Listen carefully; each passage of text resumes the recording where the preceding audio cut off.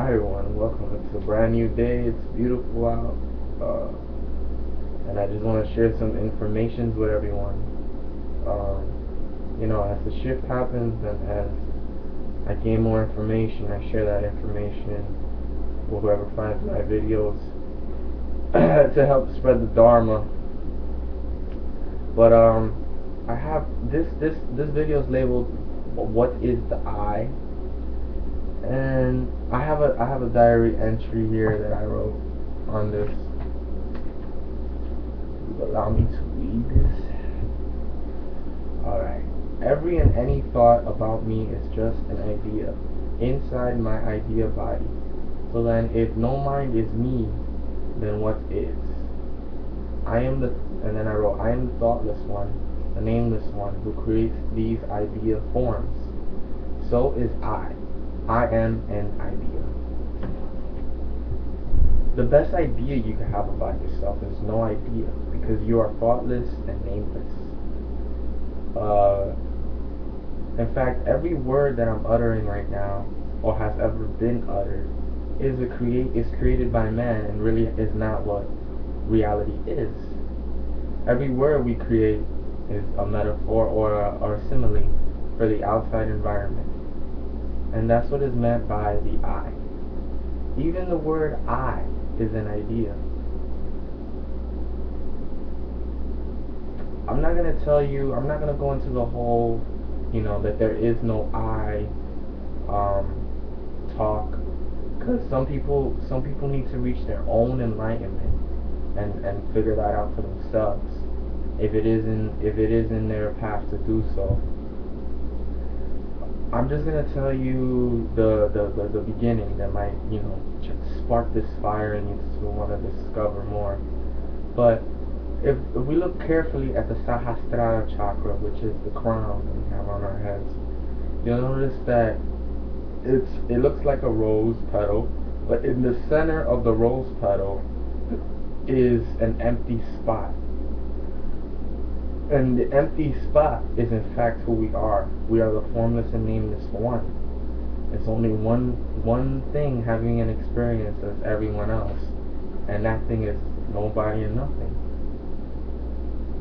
So this is kind of where everybody gets the argument where, you know, everything is impersonal and the nothingness is just creating everything, and it's nobody's fault of what they say because there is no free will. This goes back to saying that since we come from the void and the nothing, that nothing, which is actually something, okay? Don't think that because I'm telling you that it's nothing, it isn't something. It definitely is a void, and it has a place in the time space. It takes up some kind of space, so it is something.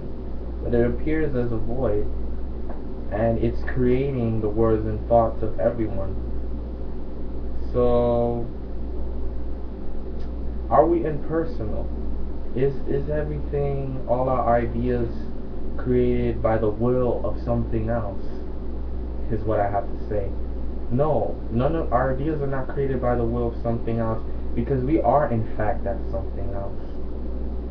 That something else is so in tune with us that we are it, and there's no need to think that we have no free will. Now, sometimes I will say that the thoughts that we have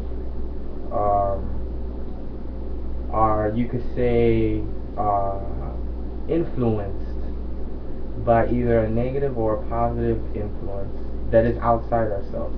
Yes, this happens. I've had little, you probably won't believe me, but you probably will. I've had little spirit beings enter my third eye and give me ideas that were not mine.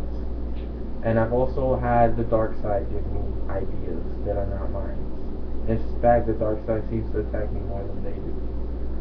They don't attack me. But anyway, back on track. I got a little sidetracked there. Right. So behind every idea and every word is a metaphor, a simile.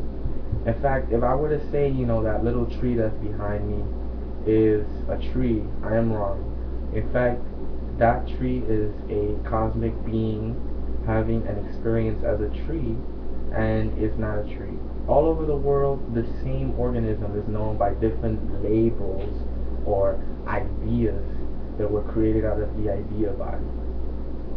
So in reality, there is no such thing as an idea, and there's no such thing as a belief system. We are no belief system, the no idea, the nameless one, the thoughtless one, the nothing, which is the truth of who we are. So to believe a culture like America and a culture that uses English language and put your full complete trust in the language is really a sin to the Atma, because the Atma is a creator, and the Atma always needs to be in its prime creational state in order to create. And for you to be in your prime creational state, we have to realize this, before before the control using words created by our ancestors continues. Because the people who are controlling us with these words, they know all of this. They've always known all of this. They just never disclose it to anyone, because then they'd be in trouble. So, what I really want to say is, believe things, but don't believe them. Kind of stay in limbo with things. Refrigerator, because the second you try to give something a word, a label, which is a label, you limit it. You limit your mind processes about it. Because if I say this is a refrigerator, which there's a refrigerator right here next to me, and I just leave it at that, and I don't think about it any further, I'm limiting it, because this is actually an object that takes up time and space here, and it has a vortex, because it needs a vortex to exist, and it has a consciousness, because it needs a consciousness to be here. So aside from this being a refrigerator, it is so much more. Everything all around us is so much more than the mere labels we give it with language and ideas. Every idea is like a form. It's an actual form. It's creating a geometry inside our minds and creating a form. And once you try to form something, you limit it, and you can have no conscious processes about it. And this is what the dark government is doing. They're making us believe and abide by these words so greatly that we don't question them, and then we go on labeling things and not questioning it anymore. Therefore, our consciousness stays really low, because we see this book here and we say book. What is book? Book could have been created by maybe our African ancestors or our European ancestors. They decided to put B-O-O-K together and label something with a binder and some straps. Same thing as I. I am not I. I don't know who I am. You are not I. What is I? A label. We are not labels, people. Alright? And yeah, that's as far as I want to go with today's recording. I'll see you guys on the next one, and there always will be a next one. I'll make sure that, as I become more,